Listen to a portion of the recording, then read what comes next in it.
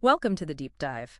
Today, we're unpacking something really foundational, genuinely ancient. We're looking at what many call the world's first great work of literature, the Epic of Gilgamesh. And our mission, our sort of goal for this deep dive, is to sift through a whole stack of sources. We've got articles, research notes, even bits from a new translation. Yeah, the idea is to give you a clear path through this amazing but sometimes complex text. We're talking fragments, clay tablets going back over 4,000 years. It's incredible. So think of this as your shortcut, maybe, to understanding where epic storytelling really starts. And the themes, wow. Friendship, leadership, that overwhelming fear of death, the search for meaning, they still hit home, don't they? Absolutely. Yeah. Still deeply relevant.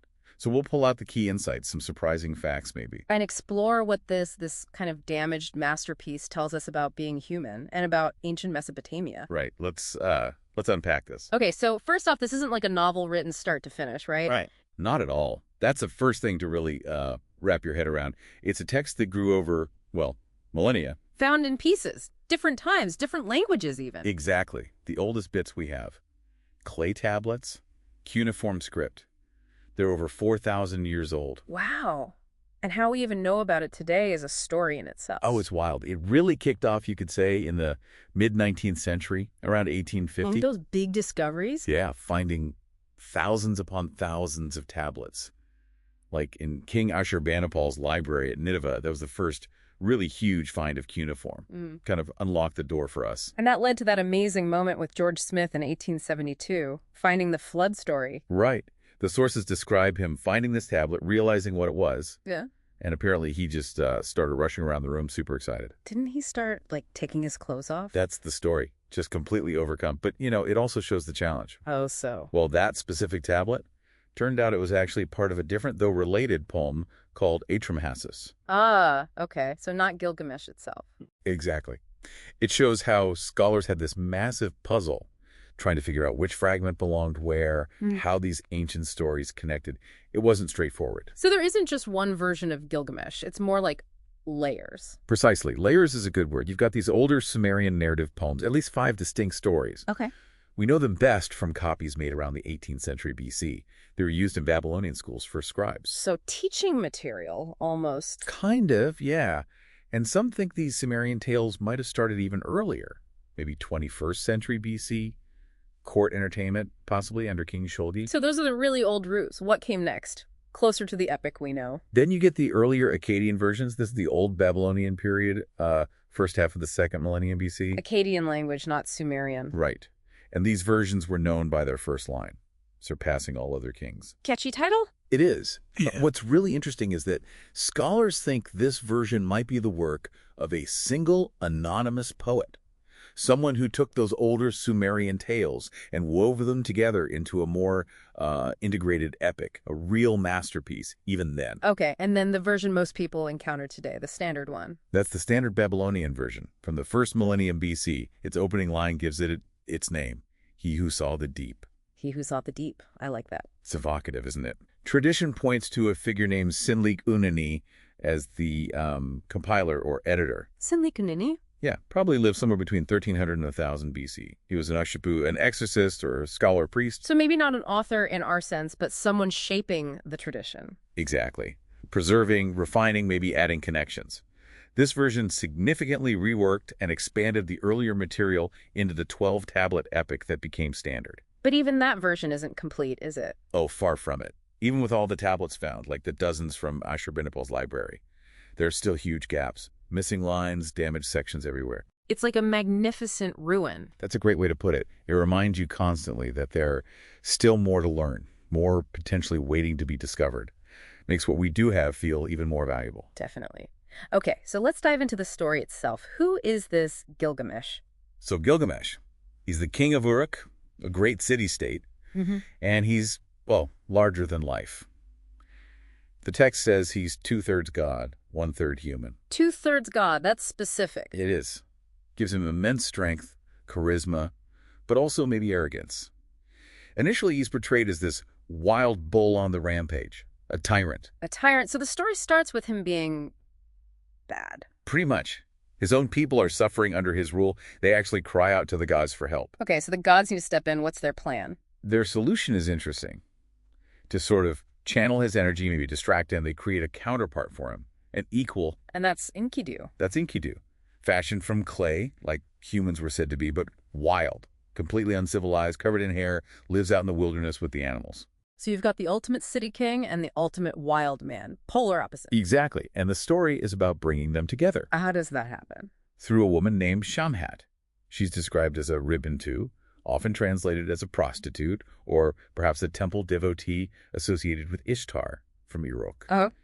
She's sent out to find Enkidu, and she tames him, teaches him her arts, as the text says, introduces him to bread, beer, clothing, civilization. So she's the bridge between the wild and the city. She is, Yeah. and she's the one who suggests bringing him to Uruk, partly because Gilgamesh has been having these prophetic dreams about someone powerful arriving, someone who will become his friend and rival. And didn't you mention something about a controversial custom in Uruk back then? Yes.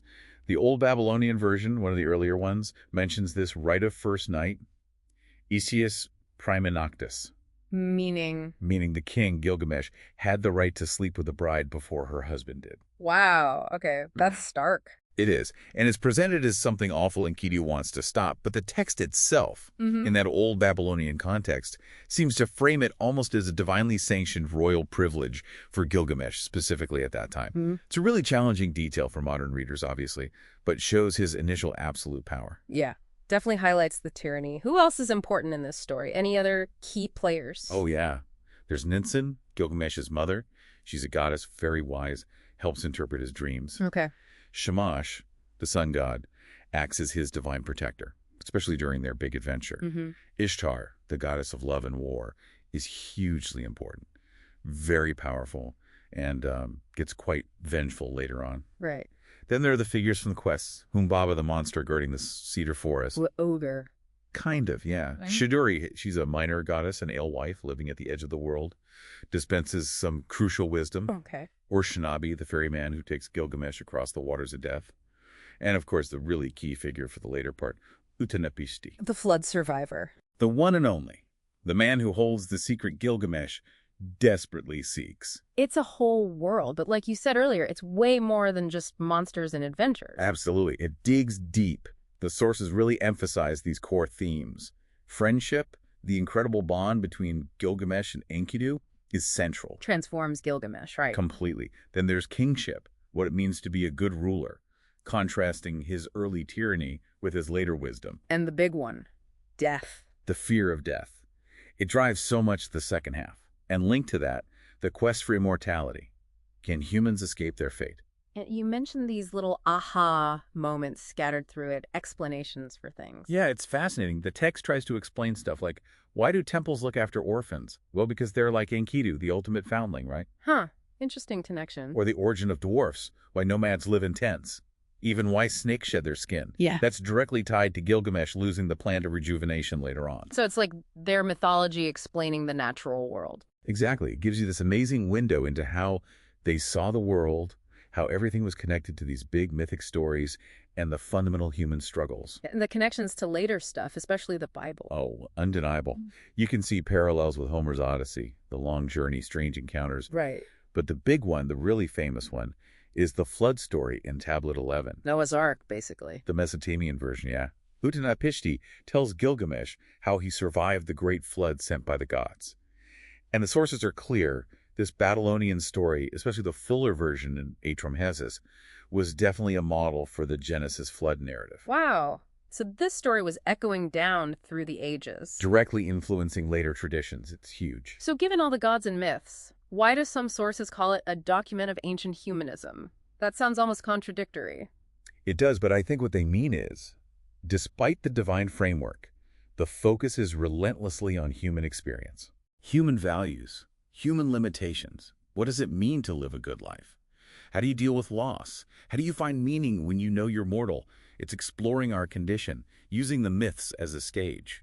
So the human drama is front and center. Right. It's about Gilgamesh's growth, his journey to understanding and acceptance, more than just, say, explaining religious dogma. And that journey really kicks into high gear after Enkidu dies, leading him to Utnapishti. Exactly. Enkidu's death absolutely shatters Gilgamesh.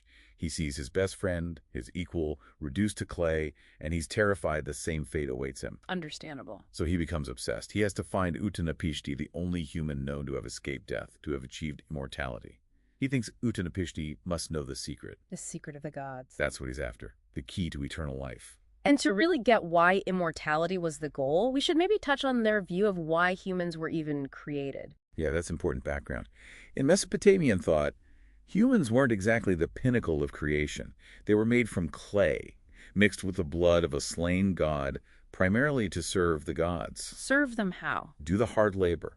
Feed them through offerings. Build and maintain their temples. Sing their praises.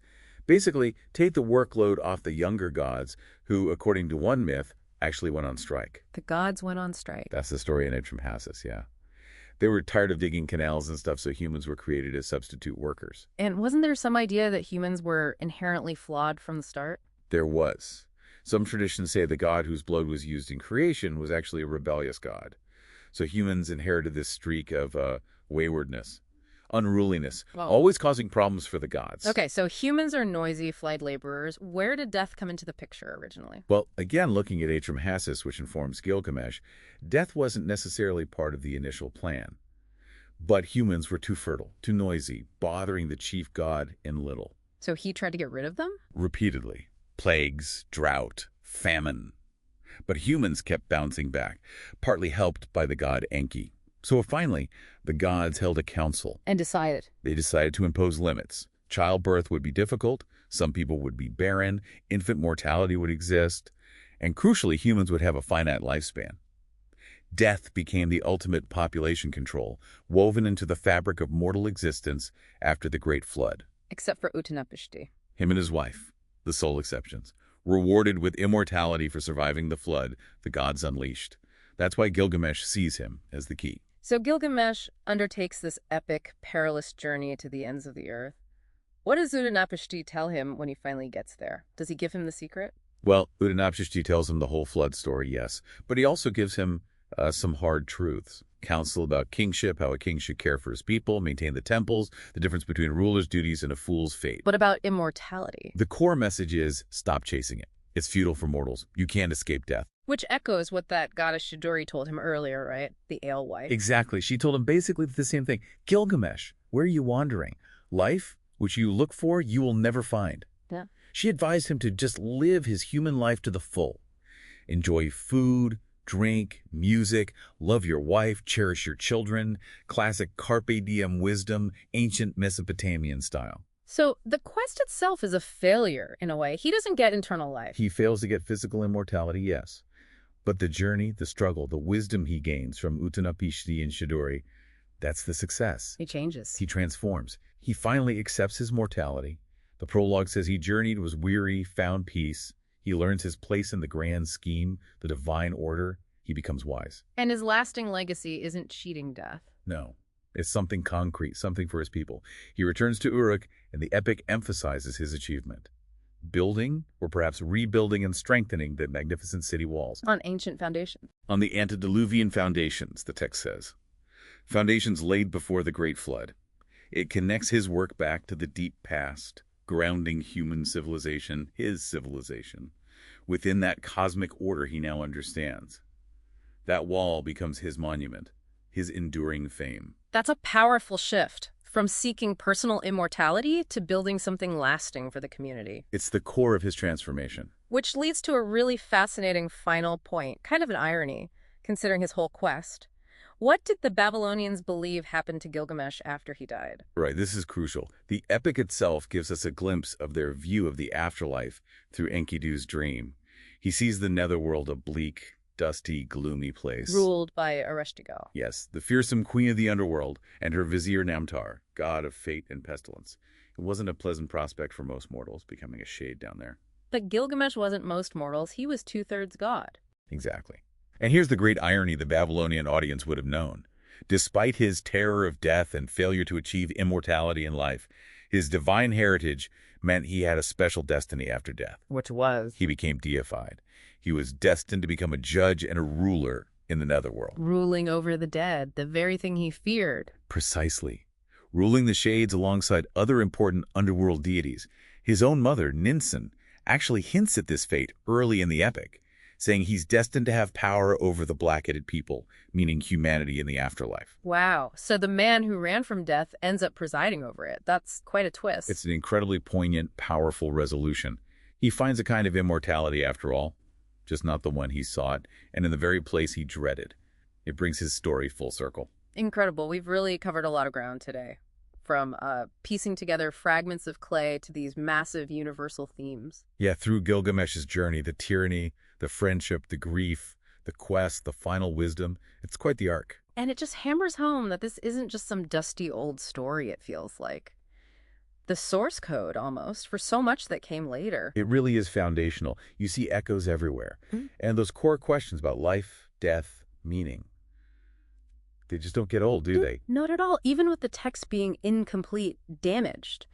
That central message of growth, of finding wisdom through accepting limits, it just shines through. And it's amazing to think that scholars are still working on it, still finding tiny fragments, refining translations.